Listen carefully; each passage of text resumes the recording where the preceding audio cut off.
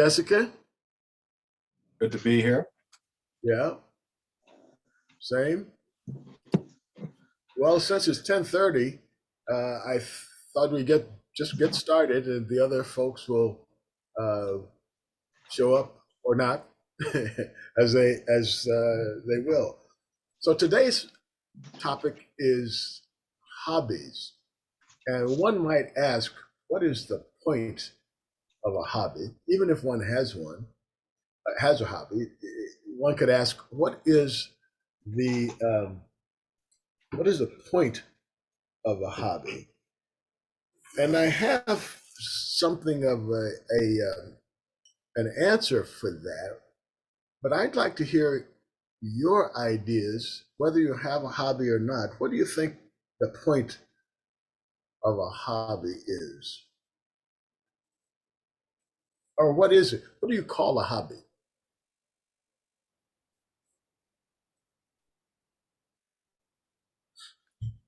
In my case, it's certainly a distraction from everyday life. But growing up, I didn't even know I had a hobby of fishing. Fishing was more of an avocation. It was more of something you do, sport fishing, sport hunting. Hmm. But fishing especially, and as I get a little older and hunting is a little tougher, and my dog's a little older and hunting's a little tougher for the dog. Fishing and different kinds of fishing have been a source of relaxation, intentional source of mental health. I like to tell people I fished my way through my divorce. Some people did other things to get through divorce. I did a lot of fishing, and and it's a great source of relaxation and contemplation.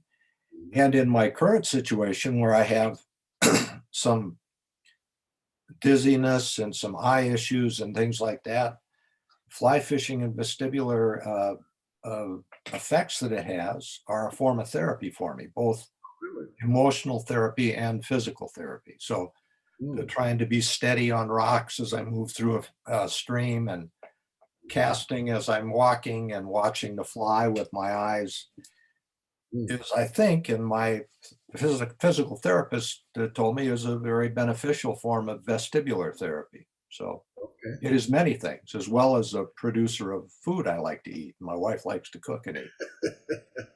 So what is vestibular? What does that mean? Balance in the mind, the eye, Oh, inner okay. ear, the whole system Oh, that helps us balance. okay. And if you close your eyes and stand on one foot, you turn yourself over to your vestibular system to Okay. take care of you, to Yep. try and Yep. find its balance, its equilibrium. So Right. It has something to do with that little rock in your ear or something like that? I think those two crystals are involved. Yeah, when they get out of Yeah, yeah. alignment, it can be bad, and other Right. things can cause it. Yeah, Yeah. Or get stuck with wax. I had that yeah, happen to me that once. happens too. Yeah, Yeah, yeah. And then did you feel nauseated and yep. You dizzy? Yeah. you get up Interesting. and to get out of bed and fall down. Yeah, Exactly. Yeah. yeah. Yeah. Anyone else? What do you call a hobby, or why do you do it, or not? No, Lee? I think oh, I'm sorry, but It's Oh. okay. My thing isn't working very well. It's called the computer. I didn't hear a lot of the earlier ones, but I would say it's something you enjoy to do it. If you don't have an enjoyment of it, it would be tough to do it. Sometimes it's something you can do without really even thinking. It's a means, maybe sometime, of relaxing, of getting your mind off some more reality. I think it's using your talents, if you're looking at it that way.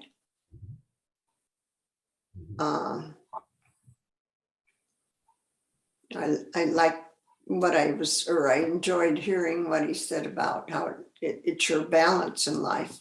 I thought that was, and I didn't hear any more about that, but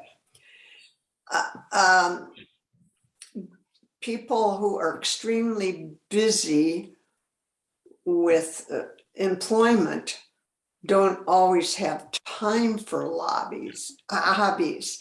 And I think that is a negative because I think it's a means of a different focus that helps people. Many hobbies are used to help other people. Hmm. I'm thinking like women that do quilting or whatever, or that to me, that's sort of a hobby, but it's something that you're not reinforced with money, like a job. Yeah. Mhm. Mhm. Interesting. Interesting. Anyone else? Charles, you were going to say something. Well, in addition to all those good comments, I think it's often pursuit of an interest or a passion. And so it has the effect, I think, of deepening your being. I think it's avocational things are quite often more meaningful than vocational things, although ideally you put the two together. So yeah, I guess growing up, I always thought of hobbies more as being something which involved making something. Hmm. And so kids have various hobbies. I think I had model airplane building hobby. I collected Tarzan comic books. So I don't know that I think of it that restrictively anymore. I guess my main hobby, if you want to call it that, is reading. And I've had much more opportunity to do that, ironically, being retired from teaching, you have more time for reading. And You said reading. reading, sure. Oh, Yeah. okay. At I first guess that's my main hobby these days. Gardening. I'm with Kevin in regard to fishing. Hmm. Okay. Anyone else? I would say hobby is a word I don't like. For myself, I don't call anything that I do a hobby because to me, that's kind of in a league with saying you're doing something for a pastime. And at my age, the last thing I want to do is pass time. I just want to hang on, make the best use of what I have. So I think a lot of what I do in my life right now, other people perhaps do think of as hobbies, but it's for me the most significant personal work I think that I have done, and that is to pursue my interest in painting and art and reading a lot more than I've had time for in decades. And I meant to look up a definition of hobby, but I guess we're defining it right now as we speak. So and to me, it's sort of like maybe a grown-up word for playing to some people. When you go from being a comic book reader and collector to then a serious collector, and as Charles was saying, he collected things like that. Maybe sometimes we've needed to call it something other than playing.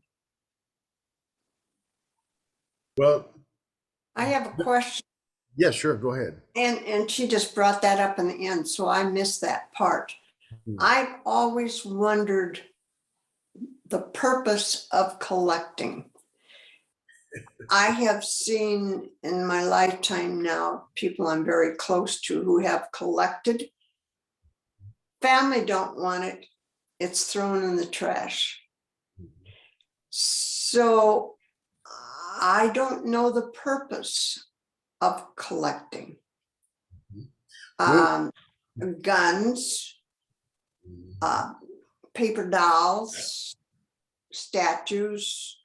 I don't understand why the collecting has how people have a need for that. I just don't understand it, is what I'm trying to say. Okay. Well, I think why we do it. Yeah. I think we can get under the hood of that. I want to go back to something Betty was saying about the definition, and she mentioned she was going to look it up in the dictionary. If you did, you would see something like uh, something done in leisure time for pleasure. Something done in leisure time for pleasure. Now that takes a little bit different turn uh, than pastime, because pastime suggests that you're just trying to kill time. But the pursuit of pleasure is not usually thought of as something that's frivolous or part-time. Um, much the same as the pursuit of pain isn't, thought of something that's frivolous. So I suppose it could be just to pass the time. There's not a reason why that couldn't also be what someone even finds pleasurable, especially if having leisure time is something a person has a difficult time dealing with, because, uh, the definition of wealth is leisure time and discretionary income. Okay, so many people are trying to create the leisure time. If we look at human history and occupation, much of the history of humans has to do with the pursuit of food and shelter, trying to protect oneself from the elements, and at the same time get enough food to eat.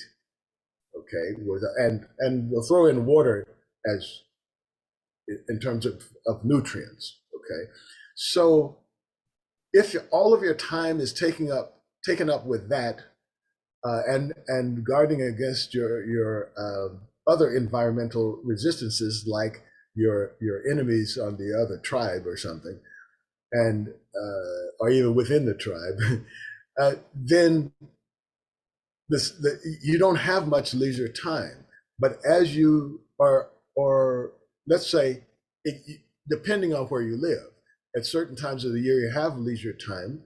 Sometimes it's in the winter when you can't do anything else, and other times you are really hustling, like trying to gather food for the winter, and so you don't have it. So a lot of human activity seems to be around the pursuit of trying to find leisure time and discretionary income. This discretionary income means like excess in case something happens, or you just want more. Sometimes it's just greed. But I think hobbies are a kind of escape or safety valve for the usual pursuits of life. There are some things, let's say a job, one that goes into the developing the discretionary time, a discretionary income and leisure time. So you're trying to go and gather all of it's another form of hunting gathering, to go to work, to create resources, to organize resources for survival. But now, once you get that, or you have like a winter time, then, or even festival time, you have some leisure time. And as you get more of it, the subject of hobbies becomes a thing. That's my perception. Your mileage may vary, So, next question. What kind of hobbies do you have? Those of Kevin mentioned fishing. Anyone else? I guess we should address Lee's question, otherwise it'll float away and not. So, why do people collect? I have some ideas, but anyone else have ideas of why people collect things? Humans are not the only ones who do that, by the way. Well, for some people, it's the reason is primarily monetary. Question of what are you going to do with what you collect. I wish I still had my Tarzan comic books. My mother tired of storing them, so she disposed of them. If I had those now, I'd have a small fortune because they were from the first publications on. So yeah, a lot. They were vintage, and I had much years worth. So I think a lot of people have that in mind as at least part of their motivation for collecting resale value. Mm-hmm. Right. Any other ideas people have for why people collect things? I used to be in the antiques business. It was kind of really the junk business, but we tried to make it more important. And I was a collector and a hoarder kind of person, borderline mentally ill hoarder, probably. I think there are a lot of us who collect things we're drawn to for sentimental reasons. But I think it's, without really being conscious of it, I think it's something that fills a need we have to have something that's ours that we can hold on to fill a gap someplace. That's my take on some collecting. The other, what Charles said, is very true. So many times I've heard people say, and particularly men, it's either their baseball cards or their comic books, or maybe their model cars that if they could have just had a place to keep them long enough, they would have been rich. Yeah. Of course, you know, those that I feel that, and one of the things that somehow gets overlooked when I think of it that way is that in order for it to have value, someone else has to be a hoarder. You know, I mean, they have to be a collector as well, because if nobody else is collecting it, it doesn't have any value. Somebody else has to say, wow, you know, I got everything but the Bobby Bonds, you know, and I need that, you know, to complete my collection. So I think we get back to Lee's question is like, well, what is that thing that makes us want to collect? And I think if you look at least the people I know who collect things, it's often nostalgia and a sense of telling. They use those things in a way to tell their own story, because those things give them some kind of pleasure or meaning. For example, baseball cards. A lot of people collected baseball cards, or the whole idea of baseball cards is they had heroes, and those baseball players were heroes. And on the back of those cards, they had a lot of, and sometimes a little bit on the front, they had a lot of that baseball player's history and what they did, what their batting average was, and stuff like that, and the picture of their hero. So in telling, because of their interest in baseball, and that provided some kind of pleasure for them, emotion, it has some emotional content for them, and watching those players made a connection for them. So holding those cards really helps tell a story of their childhood, because that's usually when people started collecting. They might start later in life, but it still goes back to, you know, their some story that they're telling with their own lives. So different people have different reasons for collecting.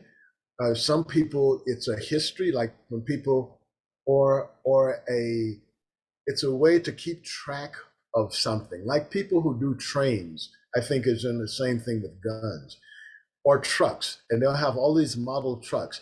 But when you start talking to those people, they have a lot of stories with those tractors and trains and trucks. You know, they can tell you all kinds of details about it. They can tell you the stories that were involved in it. And those collector's items end up being almost kind of markers for the story. It's kind of like when people draw pictures on caves to tell their story. And because the trains of those the stories of those trains becomes kind of vicariously their story because of their interests.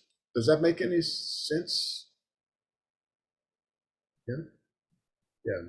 So it has emotional content. I would say there's an emotional content and context to people's desire to collect things. By the way, ravens are very avid collectors. They collect stuff, and you think, what do they need? But they know, and you better not bother their stuff either. They don't. They're not happy. I think And they trade, raccoon. Oh, and they actually trade stuff. Jace, you were going to say something? no, I was thinking raccoons do that too, don't they? Yeah, I don't know raccoons so well because I haven't studied them, but ravens, I've watched them collect stuff. Yeah. Well, we were talking about collectibles. I have a friend that got me into making miniature baby moccasins because I make larger ones for actual real babies for a lot of my relatives and I'm going to have a mask on, but I'll show you what I do. And the reason, well, let me tell you the story first, because there is a story behind all art and all collectibles and things that you do.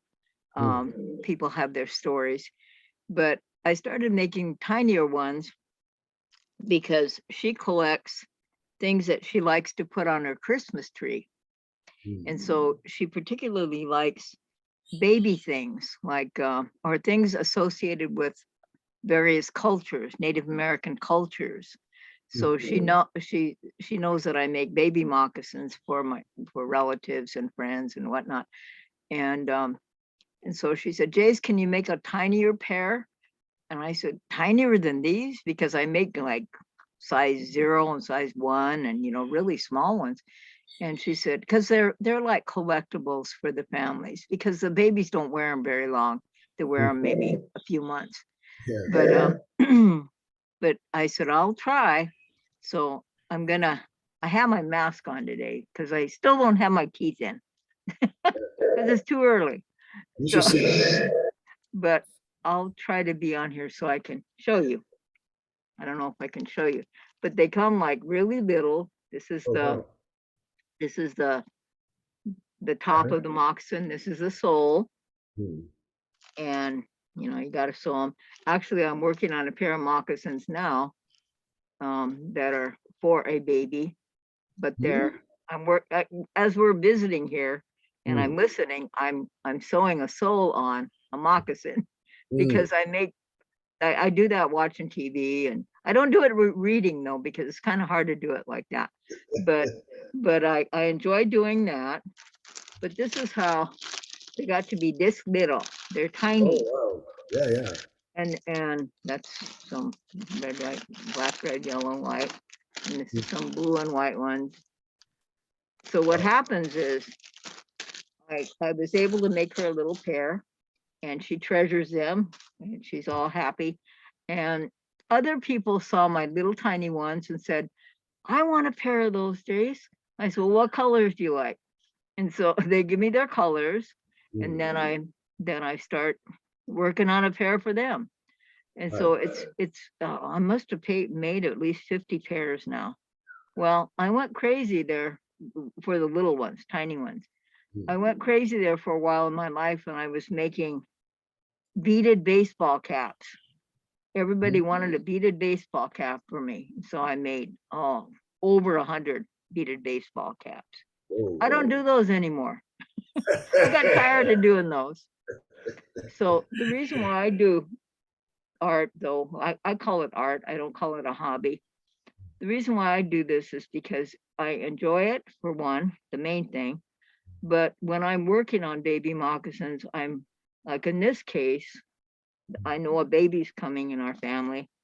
And so I want to pray about that baby as that baby is being brought into the world. Not until August, but it's on its way. on his or her way.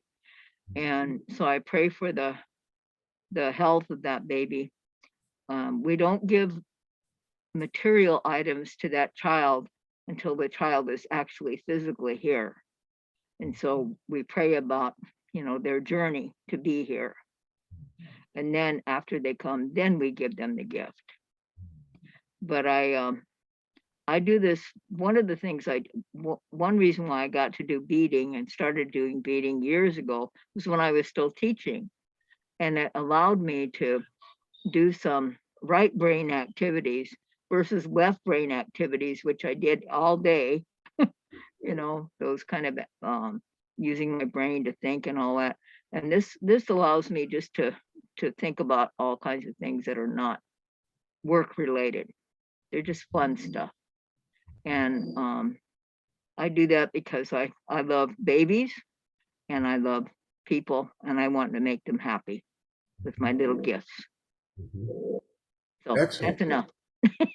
Well, that's excellent. All really good points, especially the right brain, left brain thing, because I was thinking of that earlier about how we can get involved in the kind of nose to the grindstone activities, and sometimes we have to get away from something to see it more accurately. Like we have to abandon the pursuit to give meaning to the pursuit, just kind of like chill out for a minute and look at it. And I find that the switching around helps me to be more creative. It helps me to back away from things that I was looking at too closely, because when I'm focused on it, I really am focused on some minutia. And in the process of being involved with the minutia, I lose the big picture of what I'm doing. I lose the perspective of others, for example. But when I come back to it, often I have to relook at it in a different way because my memory is terrible. So I have to recreate the whole thing. So I end up looking at it different. So I find that's one of the benefits of a hobby. Anyone? Yes. Were you going to? Oh, I thought you were going to try to say something, Jason. Anyone else want to share their hobby? What kind of hobbies do you have? Just while people are thinking, I sort of had a hobby within a hobby. During the years I worked for the Argus, especially in Sioux Falls, and throughout my journalism career, I'd like to say that I was the journalist in South Dakota who did more fishing on company time than any journalist in history. I always had a fishing rod with me. I always had. And so what I'd do if I'd go up to Waugh Bay, for example, here's a real example, and I couldn't interview the farmer I wanted to interview for an hour. So I drove down on a county road when they were all flooded. So here was this asphalt road with a yellow stripe on it going down into the water. And I stood there on the asphalt road and cast and caught 3 northern pike and released them and then went and did my interview. I was waiting for John Thune to do an interview out here in the Black Hills. And when he pulled up, I was fishing for trout. And it gave me great pleasure. Plus, during often tense work days, it would be 5 minutes of fishing or 30 minutes of fishing. And it would give me this release that would help me through the rest of the day if it was the pressure. And that sometimes meant covering the legislature, rushing out of the legislature at noon when others were going downtown for a sandwich. And I would run over to the marina where people were ice fishing and see if I could somebody would let me use one of their ice holes to catch a fish. So, and I collected things. I thought about that, but usually images. I would try to, throughout my life in the outdoors, I've tried to capture an image that was purely mine. There was nobody else there but me at that moment. And of course, I have all these pictures that I don't use, but they're also in my head, that these images that you collect, and they matter to you much as a actual physical object does, I think.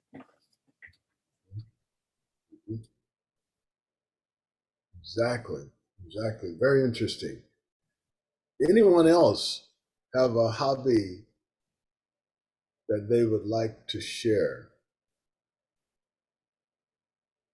or are willing to share?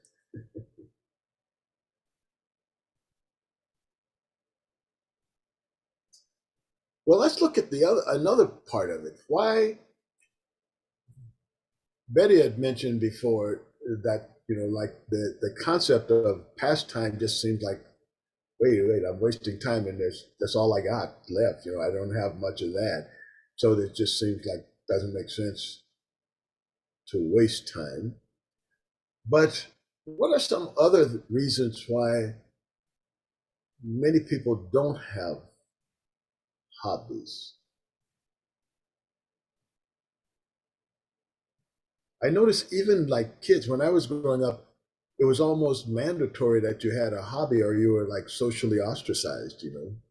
It's like being in a nursing home and not having any arthritis. You have nothing to talk about.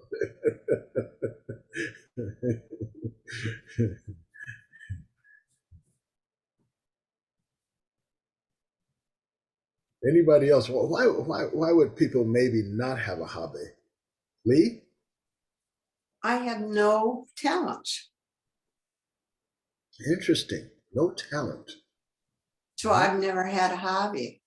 Oh, That's interesting. been portrayed. Yes. No. Things I like to do when I have the time and effort. I love to meet people. I love to learn new things. I love to explore any new buildings, anything's going on, architecture, education, whatever. Hmm. I'm extremely curious. I don't know if that's a hobby or just a downfall. Well, but when you go back to the dictionary definition of a hobby, it's something that you do in your leisure time for pleasure. I don't know why you wouldn't say that's a hobby. Sometimes people think of hobbies in a very narrow sense, like it's, let's say, something that's just done to kill time, as Betty was saying. But there are many things, or they think of it as something physical, like collecting. They think that's a hobby because someone else has said that's my hobby, and then so we have things that go in the hobby slot. But when you look at the big picture of what's a hobby, it seems like maybe more people have hobbies than they realize. It's just that they're not calling it a hobby. I'm amazed. I love the arts. Hmm. I love learning about different music, whether it's country western, whether it's the symphony orchestra, whatever. I like learning about the beginning of jazz. I love art, different forms of art and painting or sculpture, and reading about the different ways of looking at art, like you create something, Hmm. or do you take it away like the Buddha did from a rock? Is it taken away from something that's already there that's not really seen? That's a different kind of art. Or if it's the art of writing, literature art, poetry, beautiful poetry. What an art, what talents. Hmm. I admire it. Hmm. Good cooking. I can't cook. Well, I can, but my kids said, we'll eat out, Mom, forget. But I admire people that can do it, Hmm. but I don't have those talents. Hmm. Hmm. Well, So I my enjoy it. So thank you, everybody that does art of any kind. And I do think stories have a very basic meaning to anything and everything. We learn better by stories than any way. Mhm. Interesting. Well, it's just to follow up on what you were saying, Lee. I think sometimes people think they have to be great at something to have a hobby, you know? For example, if you say, well, I'm not good at art. There are many different levels of art, for example. You know, one could be just an art appreciator. That's a whole thing. They teach college courses on art appreciation, right? That's a thing, you know? And so maybe it's not like, well, I have the ability to recreate a sunset that I saw yesterday, but maybe it's the ability to appreciate the sunset that someone else painted or someone else drew. And the developing the eye to look at something, and when I say critical, I don't mean like as in criticize, but understanding the minutia of what is happening in a painting, even if it's just for you, because paintings, just like a photograph, even different people will see different things in the photograph. There are, even though we have these ideas of where the eye is drawn, and you know, you can make a case for that. Some people pay more attention to one part of a photograph than other, and some people get more out of it. Some people can even give feedback to the artist and draw out something that the artist didn't even see in something that they did. You know, that can be a hobby. You know, if you find pleasure in it, and you start to to look at it and try to develop your skill at it, and all skills are usually just a matter of practice. You know, most babies anyway are not born with beards and teeth. You know, that takes them a while to get around to growing into that. So I would say maybe you have a lot of hobbies, you just didn't have that name for it, you know? And that's what I'm trying to explore now. Are there people, you know, who have hobbies maybe that they don't know about, or they, you know, they don't do anything for pleasure and they have no leisure time, you know, or in their leisure time they don't do anything for pleasure?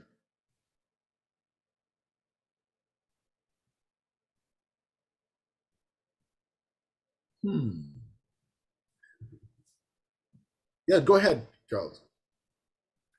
Well, I don't know that I have a response to that beyond what you said, but I'm interested in what Lee said about not having any talent.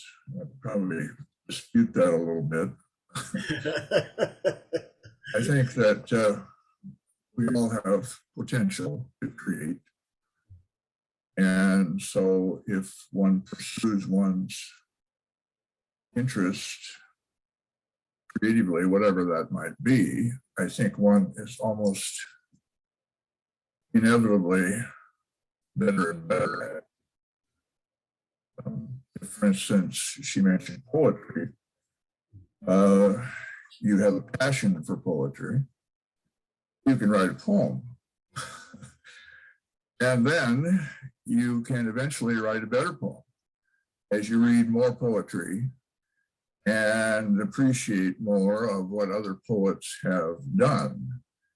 And that doesn't mean that at the far end of that, you'll be an anthologized poet.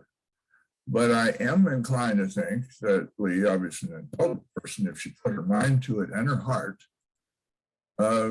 she would become better and better at writing poetry. I think she would write poetry that other people appreciate, other people declared to be poetry. So I really think I think if she felt the way about cooking, she could eventually be a better cook. You know, I relate to you. I do a lot of cooking, but I'm not that interested in it, so I haven't gotten better at it. But I think if I had my son-in-law's enthusiasm for cooking, you know, I would eventually be a much better cook than I'll probably ever be. But I think we all have potentially talent to do just about anything. And so if you combine whatever your potential is with your enthusiasm, You're going to get better at whatever you choose to do. And I think that's a very good idea to do that. I think it enlarges who you are. I think Kevin has gotten progressively better at fishing. I've stubbornly remained pretty much a bullhead fisherman, but Kevin is kind of a connoisseur of fishing through his many years of doing it, pursuing his enthusiasm. He could probably teach classes in fishing because his initial interest has become a passion. That's to me the best of hobbying, if you will, that it becomes an important part of who you are. Yeah. And I think in that, Charles, is the intention. Like if you go at something, if you take something like cooking, which many people think that I can't cook. And usually it's someone else that told them that they can't cook, and so they have internalized that. But cooking it's one of the simpler things you can do. But when you try to cook like the cookbooks, or if you try to cook to match something else, and you have like little critics who can't cook either. I mean, they can't make the thing. They have no idea, but they become critics of your cooking. Then that can demoralize you, and it can put you in a box. And I think that happens with many different things, where people have an interest, that they find pleasure in something, but someone else tells them they're not good at it, and they internalize that and don't try anymore. I could add something to that. Many years ago, Time Magazine did a study progressively through the grades, where children from kindergarten up were asked if they could paint, if they could sing, if they could dance, all the arts. And early on in the lower grades, just about all the kids raised their hands in response to each one of those questions. And then up through the grades, there were fewer and fewer hands. Finally, in the upper grades, a hand here and there for one or two, in response to one or two of the questions. And in other words, education had taught them what they couldn't do. Exactly. Which is tragic in my view.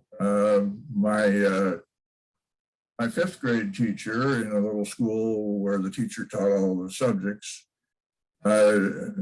told me after music class one day that I probably shouldn't sing so loud because I couldn't carry a tune.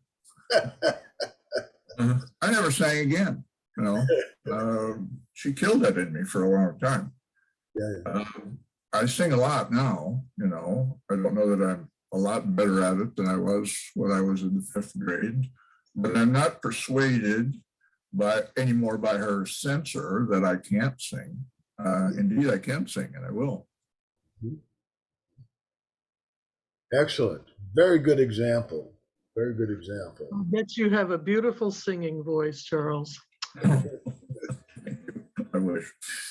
And it might be useful to go next to that teacher's grave and sing a little, See, I can't sing. Or you just start turning over, either way. But I think there is some value in finding your level of appreciation for what you do and what you like to do, and maybe doing it not for the praise of others, but for the simple enjoyment that you get out of it. And it doesn't have to be something that someone says, oh, you have the best train collection, but your own pursuit of your own values in searching for the hobby. Or if you take cooking as a good example, maybe you start to just pick a kind of cooking that you think, a food that you're interested in, and only make enough for yourself. It's like to other people, they don't have to eat it. So, and then that can be your hobby because, hey, this has nothing to do with anyone else liking it or not. You can just enjoy it. So if you burn a toast and you like burnt toast, that's all good. Yeah, that's a thing. As my father used to say, there's no such thing as bad uh, a bad dish. You just have to rename it. Like if you cook something and it didn't turn out like you thought, then you just give it a new name and it's perfect.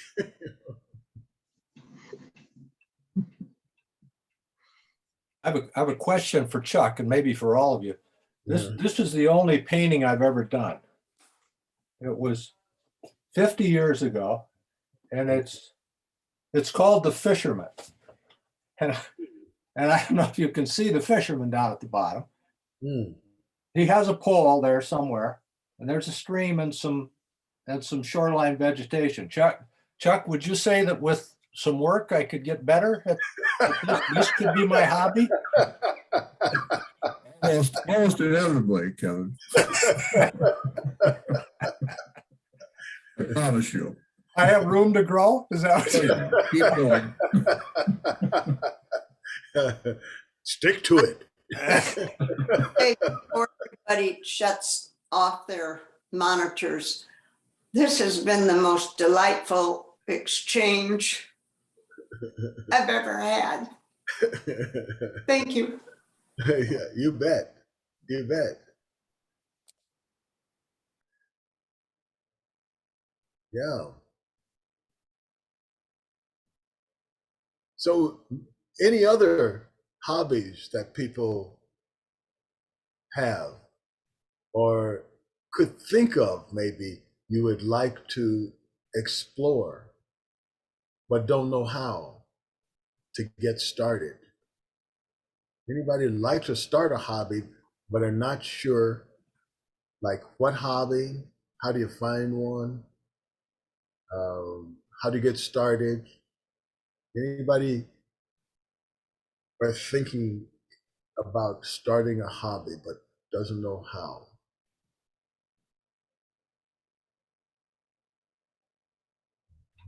This isn't very helpful, but when I was ready to retire or preparing myself for it, I had in mind I needed to make a plan as to just what I was going to do with that. And what I did was the reverse of thinking of a hobby to pursue. I made lists and lists of the things I was interested in and crossed them off and narrowed it down to primarily, as would maybe fit into the hobby category, is to find out whether I could learn to paint to my satisfaction. And along the way, I pushed all that other stuff off the edge of the table. And it was a good plan. And we're kind of revising it now. And as I go back and pick up some of the other interests and can find ways to fit them in. So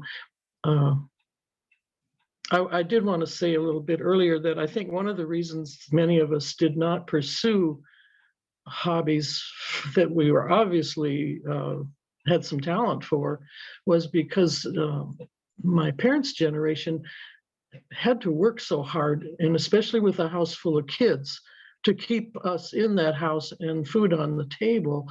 And if what you were interested in didn't look like a good prospect to make a living or to be a good wife, forget about it. Just forget about it. So a lot of that was suppressed. And I know artists, when they, friends in the arts gather and start talking about how they learned to paint or how they got to where they are, they were told early on in music too, oh, you can't make a living doing that. You just, find something. If you're going to college, pick something that'll make you a good living. Now look at all the arts and people that are successful. So it's just perception, I guess, a lot of it. Very good point, Betty. Very good point. Yeah, Charles? Lawrence, how about you with vinegar? Did that start out as a hobby? Not really as a hobby. What happened, how I got into vinegar was I was doing medical work, I was setting up emergency medical things. And one of the things I noticed from working in the hospitals, because I did a lot of work in the hospitals, especially surgery ward, is many people were sick because they were eating wrong. And they were eating things that over time created medical problems for them that they probably wouldn't have if they ate different. So I became interested in food and how to reverse engineer some things. Also, many people were eating what they could because they were poor, but they ate things that they would eat something different. Or one of the things, for example, I experienced was I was living in West Africa, and I would notice that the kids who had never tasted ice cream were longing for ice cream because they saw the pleasure on the faces of the kids who did eat ice cream. And so one day I had a conversation because the kids would come to my house sometime and just sit around and we just talk, and I talk about, they would talk about whatever their lives were going on. And it was one of the ways I learned about the intricacies of the society I was living in was through the eyes of kids and what they did. And so one day I asked the kids, have you ever tasted ice cream? And they said, no, Mr. Lawrence, we don't have any money for ice cream. So I said, you don't really need money for ice cream. And then you saw their eyes go, what?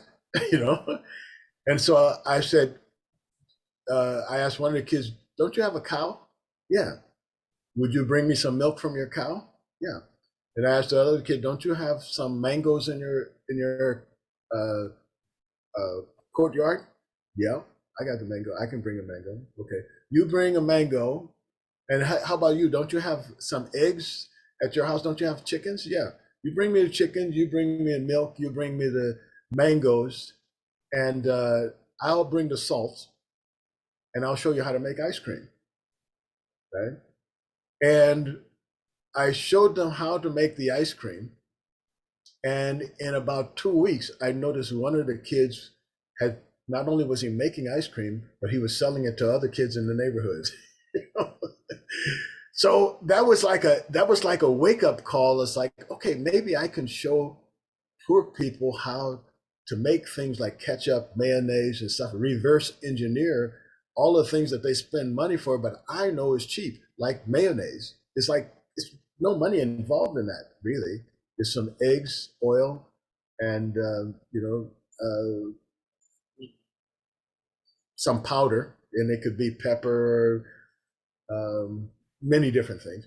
And so I thought, okay, well, let me help people do that. So long story longer is that I realized that I could help people reverse engineer things like food. And the thing that kept coming up was vinegar was so important in all these things.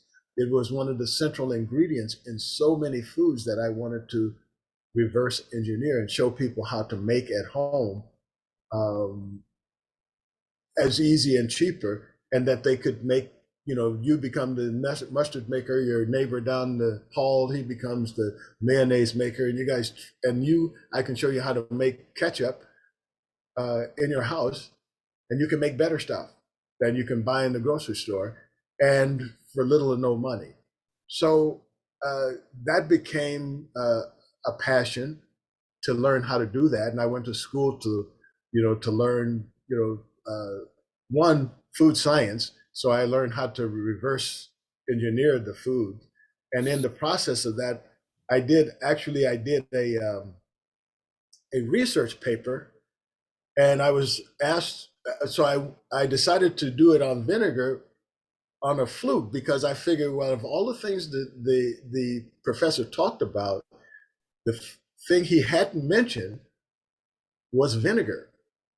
And I figured, oh, that means he probably doesn't know that much about vinegar because it wasn't that important.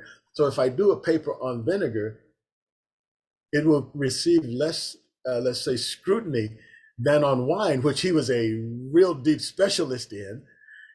So I went to the library to get research on it, and there was no book in the English language in print at that time on vinegar. And the librarians helped me to pull together, because I had been an investigative reporter, so I kind of knew something about research. And so they helped me to pull the information, and we ended up having like 4 boxes of information, that I had gathered from around the world, and articles and snippets. Plus, I did primary research by going and following up a lot of those people who had contributed to those books. I would search them down and do interviews with them about vinegar. I can get OCDC, I think they call that, on these kind of things. So that became a passion, to learn, because it was like a rabbit hole. Once I started learning about it, there was just so many interesting, intriguing things, and especially about the bacteria and stuff like that. So there was all kinds of research that was involved. Long story short, the librarian actually said, "Hey, you've been working on this project, and we don't have a book," because they were incredulous too that there was no book on vinegar. She said, "Why don't you at least do a bibliography, because we'll end up having to do this research again at some point." And that paper turned into a book. And you ask people enough questions, and they start asking you questions, and pretty soon you become the vinegar man. And you come to South Dakota, and your community's falling apart, and we have to do something. And Hail Mary pass, and we have a vinegar museum. So but it never was a hobby per se, like something I was doing in my leisure time for pleasure. It was a passion of like knowing more about it. And once I knew, it drew me in because of how much it had to do with human history, and how much human history was wrapped up and connected to the ability of a culture to produce not just some vinegar, but copious amounts of vinegar. And those things interested me, and it just kind of drew me in. So I don't think I ever went through what I would call a hobby phase. It was more like a passion phase, because I had intent, even though I figured, well, at some point, my patron saint, by the way, there's a whole story about him, and in Buddhism. Anyway, and he's buried in a town called Obama, by the way. So in Japan. So I went there. It was one of those kind of things where it became wrapped up in not only my practical thing, but a spiritual thing, and the respect I had for this guy, because he gave up all of the trappings of Buddhism, as far as like being a fancy priest and stuff like that, in order to pursue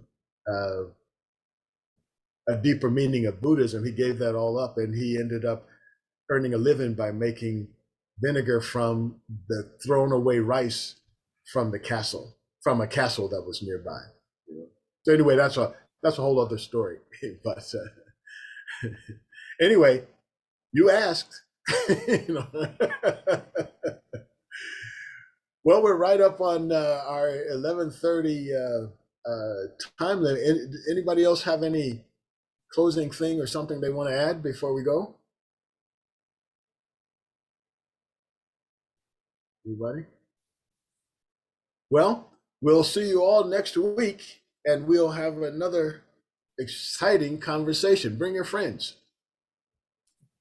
Take care. Okay, bye.